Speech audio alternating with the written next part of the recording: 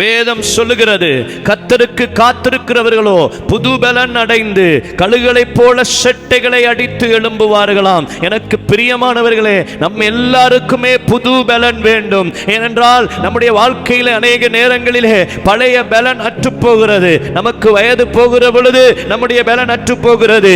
வியாதியின் பொழுது நமக்கு பலன் அற்று போகிறது. மனசோர்வினாலே நமக்கு பலன் அற்று போகிறது. அதிக உழைப்பும் அதிக சுமையும் நம்முடைய பலனை அற்றுப்போக பண்ணுகிறது. அதனால் நம் எல்லாருக்குமே ஒரு புது பலன் வேண்டும். பிரியமானவர்களே, இதை இந்த உலகத்திலே யாரும் கொடுக்க முடியாது. வேதம் சொல்லுகிறது, கர்த்தருடைய பிள்ளைகளுக்கு கர்த்தர் புது பலன் கொடுப்பாராம். அன்றைக்கு பாருங்க, ஆபிரகாமுடைய வாழ்க்கையிலே 75 வயதிலே ஆபிரகாம் பலனற்று போய் இருந்தான். வயது முதிர்ந்த நேரத்திலே சரீரம் பலனற்று போய் இருந்தது. சாராளுடைய கற்பம் செத்து போய் இருந்தது.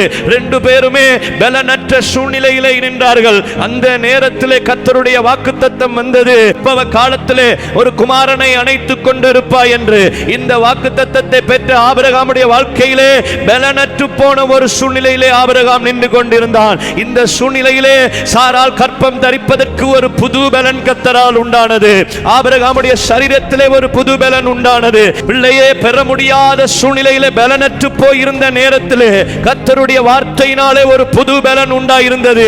25 வருட காத்திருப்பு புது பலனை உண்டாக்க செய்தது. 100 வயதிலே கர்த்தர் அவனுக்கு ஒரு குமாரனை கொடுத்தார். நம்முடைய வாழ்க்கையிலும் வேதம் சொல்கிறது, கர்த்தருக்கு காத்திருக்கிற பொழுது புது பலன் அடைவோமாம். கழுகுகளைப் போல செட்டைகளை அடித்து எழும்புவோமாம். கழுகுடைய வாழ்க்கையை பார்த்தால் கழுகு மிக உயர பறக்கிற பறவைதான். அதிக பலனும் அதிக பவரும் நிறைந்த ஒரு பறவைதான். இந்த கழுகை போல வேற எந்த பறவையும் இல்லை.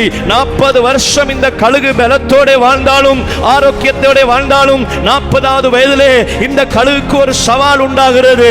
வாழ்வா சாவா என்கிற ஒரு கேள்விக்குறி, வாழ்வா சாவா என்று தீர்மானிக்க வேண்டிய ஒரு சூழ்நிலை வருகிறது. இந்த கழுகு சாகுவது மிக இலகு. ஆனால் இந்த கழுகு வாழ வேண்டுமா இருந்தால் இந்த கழுகுக்கு சில காத்திருப்புகள் வேண்டும். இந்த கழுகு என்ன செய்யும் தெரியுமா? ஒரு குகைக்குள்ள போய் தன்னுடைய இறகுகளை எல்லாம் தானாகவே பிடுங்கி போட்டு கிட்டத்தட்ட 5 மாதங்கள் இந்த கழுகு காத்திருக்கும். இந்த 5 மாதத்திலே இந்த கழுகுக்கு பலனற்று போன ஒரு சூழ்நிலை, எதையுமே செய்ய முடியாத சூழ்நிலை, உடல் முழுக்க வலியும் வேதனை நிறைந்த காலங்கள்.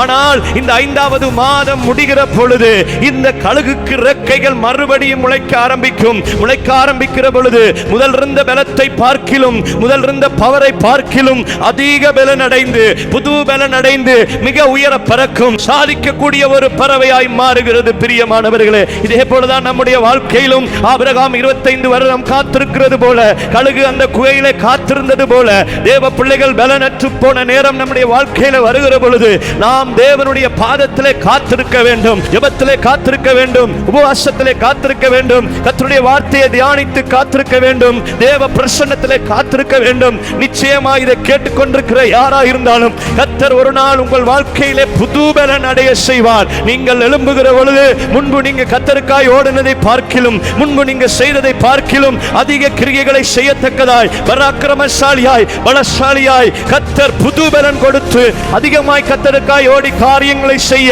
தேவன் தாமே உங்களுக்கு புதிய பலனை கொடுப்பாராக.